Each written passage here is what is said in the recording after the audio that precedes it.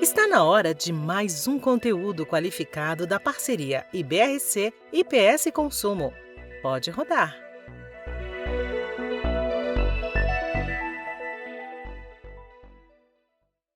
Agora, você tocou num ponto aí também, que a pesquisa também toca, que é a agilidade no relacionamento como um todo, né? Que é a agilidade no atendimento, em conseguir falar, na resposta para aquela questão que está sendo levantada, na solução daquela questão que está sendo levantada, e a pesquisa aí mostra que 38% dos consumidores querem rapidez da solução. Eles até falam, se não me engano, em 3 dias, o decreto fala em 5, mas me parece que a nova proposta do novo decreto, 7 dias.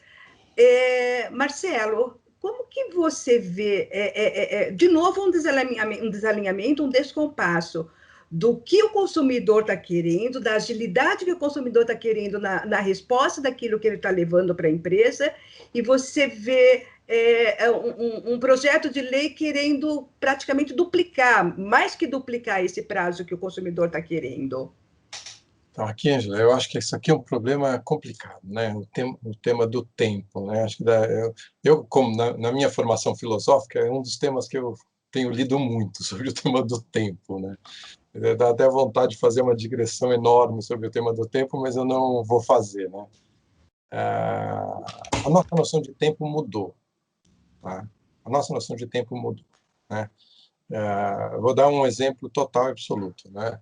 Eu, quando era jovem, eu jogava xadrez, e a partida demorava 5 horas, 6 horas, né? Hoje, os campeonatos de xadrez, as partidas têm limite, 3 minutos, entende? O tempo mudou, a noção de tempo mudou, né? Então, eu imagino que para uma empresa isso deve ser um processo difícil, não estou dizendo que não é, não, porque a gente não suporta, né? Se a gente fizer um silêncio aqui agora de 1 minuto, É muito longo. provavelmente, o que vai acontecer, né? Muita gente vai embora daqui, né? Não vai suportar esse silêncio de 1 minuto, né? Então, a gente tem uma noção de tempo hoje que é uma noção muito diferente do que a gente tinha antigamente, né? A gente tinha paciência para esperar, a gente tinha... eu não estou nem dizendo que o problema é maior, ou se os problemas hoje são maiores ou menores. Nós, internamente, e os mais jovens, e é interessante, né? A Lorena lembrou, quando você vai na pesquisa, os mais jovens são os mais irrequietos em relação ao tempo, né? Porque é um outro tipo de formação, né? É um outro tipo de vivência sobre o tema do tempo. Acontece o seguinte, se isso é uma necessidade atual, moderna, as empresas têm que captar isso, não tem outra alternativa, não existe outra alternativa. Eu confesso para você que eu preferia aquela outra sociedade onde o tempo era um pouco mais tranquilo, eu preferia, entende? Né? Mas não é mais assim. Não é mais assim. Então, o que eu vejo nessa pesquisa é o retrato um pouco disso. As pessoas hoje, realmente, elas querem imediatividades. Eu vou, né, eu pergunto e quero a resposta. Eu coloco um problema e quero a resposta. As empresas têm 2 alternativas. Uma, que é ignorar isso, e acho que aí significa começar a ficar para trás, né? E a outra, que é trabalhar com isso. Não existe outra alternativa, então tem que trabalhar com isso, né? Então, os processos internos, a Lorena sabe desses processos muito mais que eu, né? Mas esses processos internos, eles têm que ter instrumentos para conseguir resolver, né? Porque a gente não tem muito mais paciência. Isso não é, não estou falando isso no sentido negativo, estou falando isso no sentido da realidade. As pessoas não têm mais paciência, não têm mais tempo de ficar esperando, né? A gente é uma sociedade, né? É um problema, né? Eu acho esse um problema da nossa sociedade, olhando agora pelo ponto de vista geral, eu acho isso um problema da sociedade, mas as empresas estão dentro disso, esse é o negócio delas. Então, Agora, elas vão ter que colocar esse tempo como uma coisa essencial dentro do negócio delas. eu concordo com você, que eu acho que as empresas deveriam, tem coisas que elas podem responder rápido, mas tem coisas que elas têm que fazer toda uma pesquisa, tem que fazer todo um trabalho para realmente responder com consistência para o consumidor. Agora, a gente falando desse tempo, tem coisas que eu preciso para agora. Eu preciso de uma resposta o mais rápido possível, porque senão isso vai gerar outras situações. E eu estou lembrando aqui de uma situação que eu vivi no final do ano passado, que me deixou extremamente irritada. Uma máquina de lavar roupa que quebrou, e eu falei fui falar com a empresa, usei lá os canais que as empresas tinham.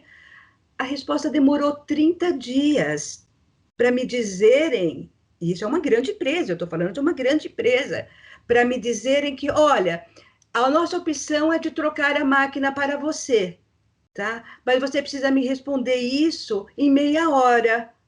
Qual o modelo que você quer?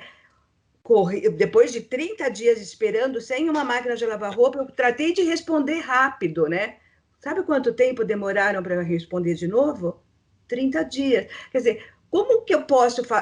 Essa coisa do tempo realmente é relativa, mas as empresas não podem, ou tem que olhar que o consumidor, de repente... Não, é verdade. Aquele tempo pode ser crucial para ele. E talvez a Lorena possa falar melhor isso, já que ela tem todo esse trabalho. Eu concordo com você. Não tô... Ângela, você sabe que esse exemplo que você citou, para mim, é um exemplo claro de que, e esse aspecto aí eu vou dizer, é um desafio para as empresas mesmo, e, né, o quanto que essa história do Customer Experience, que a gente chama, né, que é aquela de você olhar a jornada inteira do cliente, e o Customer Experience requer doses realmente relevantes de empatia numa camada instrumental, que é de fato eu me colocar no lugar daquele cliente ao longo da jornada. Então. E isso ainda não é uma realidade em muitas empresas. Estou querendo dizer isso o seguinte: quem constrói esses processos não se coloca numa condição feito essa para entender o seguinte: como é que fica um cliente que mais do que guardar 30 dias, mas tudo bem, eu poderia advogar lá as razões dos 30 dias. Na mesma conversa ou na mesma comunicação, eu digo para ele, mas você tem 30 minutos para me responder. Isso acontece nas conversas de chat também, né? Você espera uma hora, às vezes, né, para ser atendido no chat, mas o cara vira, olha, eu vou encerrar porque você está 5 minutos sem falar comigo. Enfim, né? O cliente tem essa sensação, e isso acontece em pequenas e em grandes proporções, tá, Ângela? Então, isso é um fator importante. Agora, sobre o tempo, tem um case, eu acho que eu nunca nem cheguei a comentar sobre isso, bem do começo do Gov, quando o Gov estava na terceira fase. O Gov foi feito em 4 fases, né? O consumidor.gov, né? A plataforma consumidor.gov. E a terceira fase, a ferramenta funcionava totalmente, mas ela não tinha ainda aqueles indicadores que são públicos, né? Aqueles dados que são públicos. Por quê? A gente queria ter um tempo e uma curva para ver como as empresas se comportavam, para não ter empresa nenhuma chocando quando aquele dado ficasse público e aparecesse lá 40% de resolutividade, 30%. Por que isso era importante para a gente? Porque o Gov estava nascendo naquele momento, ninguém era obrigado a participar, e as empresas, que foram as 10, 20 primeiras que entraram, foram muito corajosas, porque elas ajudaram a construir a ferramenta. Ok. Quando a gente pegou o primeiro balanço, que a gente teve uma amostra relevante para perceber, o índice médio de solução era 50%. Mas tinha uma empresa, aliás, uma empresa de telefonia, que ela estava resolvendo 80%. Tá? Aliás, eu vou te dizer, essa história é o que faz o setor de telecomunicações ter um comportamento completamente diferenciado, tá, na plataforma, apesar dos grandes volumes. Quando a gente foi entender como essa empresa de telefonia se comportava, a gente falou, bom, ela tem resolvido realmente, ela tem dado respostas mais assertivas e deu para ver nitidamente que tinha coisa que ela já não queria discutir mais. Ou seja, para que eu vou carregar para dentro de casa uma discussão se no fim das contas eu conheço a minha história lá dentro e sei que tem a chance de eu dar uma resposta que não... Enfim, então aqui eu vou ser diferente porque eu quero aparecer diferente. Maravilha. Mas tinha uma coisa que a gente percebeu, Ângela, que mudava completamente a maneira como o cliente avaliava. Porque o consumidor.gov nasceu com 10 dias de prazo para você responder. O que muitas empresas faziam? Primeiro, era 10 dias, e é até hoje, porque a gente queria garantir que todo mundo tivesse prazo suficiente para tratar e responder, e não para responder para depois tratar, que é o que muitas vezes as empresas fazem. Então, o que aconteceu? Quando a gente pegou essa empresa, a gente descobriu que, diferente das outras, que pegavam o caso do Sodré, analisava e postava uma resposta lá pelo 5º dia para ele, dizendo, olha, Sodré, eu tenho uma proposta para você, eu faço isso, eu faço aquilo, se você tiver, me liga lá no meu 0800, etc. Essa empresa, ela fazia completamente diferente. Ela até que usava bem os 10 dias dela para resolver, mas ela tentava fazer a primeira interação com a Ângela e, tipo, no mesmo dia. E isso é uma coisa que chamou muita atenção. Então, antes de eu ficar e você ter só a plataforma de você juntando a reclamação e eu lá te dando uma resposta final no 5º dia, um exemplo, ela virava e falava, Ângela, olha só, eu estou com a sua reclamação, ela está comigo, meu nome é Daiane, eu que estou tratando, tá? Qualquer dúvida que você tiver, me chama aqui neste e-mail, mas fica tranquila, a gente vai se falando. E ela ia tratando. O que acontecia? A gente percebeu que essa comunicação do tipo, eu estou analisando, fica na paz, jogava uma outra percepção para o cliente. E era muito diferente de você, por exemplo, preencher um formulário na internet, no final você dá um send, você não tem nada ali, você nem sabe se alguém vai analisar ou não. Ali, isso dava uma dimensão muito diferente. E tanto que virou boa prática, hoje a maior parte das empresas fazem isso, etc. Mas isso foi um fator determinante. Então, eu acho que essa história do prazo, 5, 3, 10 dias, tem relação com o vácuo de comunicação que as pessoas ficam no meio do caminho.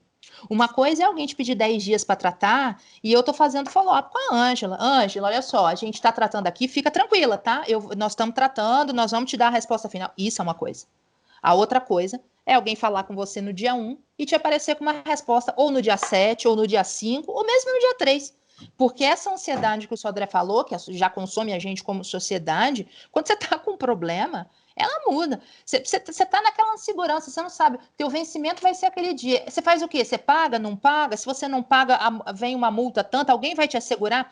Então, eu acho que isso é uma coisa importante, né? Aquela fala primeira de confiança para dizer assim, Ângela, seu caso está conosco, fica tranquila, as primeiras orientações, não pague, tá? Você tem o boleto digital? Por favor, não pague, que ele está sendo analisado. Pronto, né? Então, acho que esse é um fator relevante também, esse vácuo de comunicação, né? Angela, deixa eu te contar uma historinha que eu me lembrei, só para contar, né? Quando eu cheguei no Procon, uma das primeiras coisas que eu fiz no Procon foi fazer uma cartilha de como comprar imóveis. Como comprar imóveis. Então, a gente estudou, eu, recém-advogado, fizemos uma cartilha dizendo faça isso, faça aquilo, faça isso, faça assim. Eram 10 passos para comprar um imóvel, né? E eu recebi uma carta, esse tema é muito complicado do tempo, né? Eu recebi uma carta muito bem-humorada, né?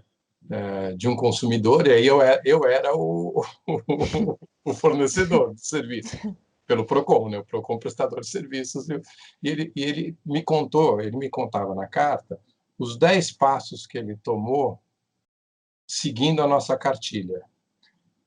E quanto tempo demorou cada uma das coisas. E no final ele dizia, conclusão, perdi o negócio. Perdi o negócio. Então, eu do outro lado do balcão, no caso, como prestador de serviços para aquele consumidor, isso, né, me bateu. Eu falei, nossa, é outro mundo. Esse tema do tempo a gente tem que pensar, não adianta, né? Então, eu acho que é isso, essa medida, né, que as empresas têm que ter, né?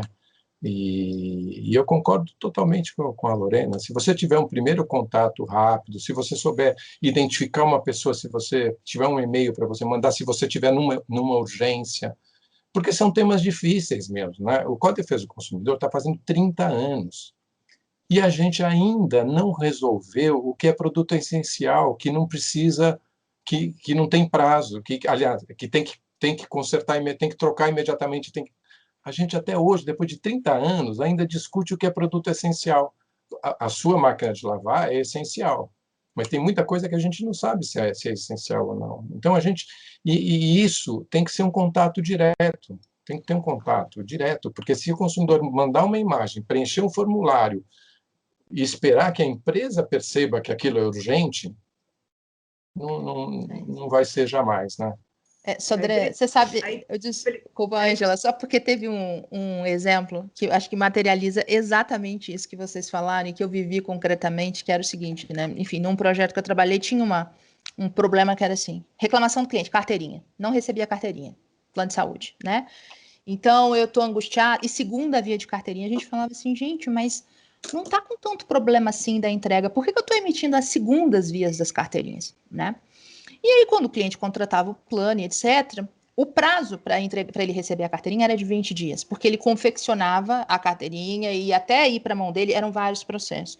E a gente achava estranho, porque quando a gente tratava pontualmente com os clientes, eles aceitavam 20 dias, eles achavam razoável, eles estavam com uma carteirinha provisória na mão, digital, mas quando esse processo rodava nas comunicações automáticas, as pessoas insurgiam, dizendo, não, mas eu não recebi a carteirinha, a gente falava, mas nem passou os 20 dias, por que ele está vindo? E tanta discussão, tentamos discutir se a gente tinha que mudar a empresa, depois a gente se deu conta que a gente cumpria o prazo dos 20 dias, e que se a gente mudasse, provavelmente seria os 20 dias. Quando a gente foi mergulhar, Sodré, para entender, a gente fez um teste, e ao invés de eu falar assim, sua carteirinha vai chegar em 20 dias, eu comecei a dizer assim, a sua carteirinha vai chegar no dia 20, ou no dia 15, ou no dia 30, a data exata. Ou seja, eu parava de falar aquela abstração, que muito provavelmente lá pela começo da segunda semana ele já estava com a sensação de que, meu Deus, foi no século passado, por causa dessa percepção do tempo que o Sodré falou. Ou seja, cara, tem mais de um mês que eu falei dessa carteirinha, ela não chegou. E quando a gente chumbava a data no comunicado dele, mudava tudo. Porque ele já sabia, bom, dia tal, ou se ele está precisando da carteirinha, mas ela não está lá, normalmente dia tal vai chegar aqui, que era um prazo máximo, inclusive, que a gente conseguia. Então, no fim das contas, até recebia antes. Mas, no fundo, o prazo ficou igual, e o que mudou foi a maneira de comunicar. Exatamente por essa coisa que o Sodré comentou da abstração do tempo, né? Esse sentimento de que o tempo não é o mesmo tempo de ontem. Tem 2 semanas, quer dizer, já deu os 20 dias, já deu um mês. Não, tinha dado 10 dias, às vezes. IBRC e IPS Consumo. Juntos, vamos amarrar todas as possibilidades e visões. Traga a sua.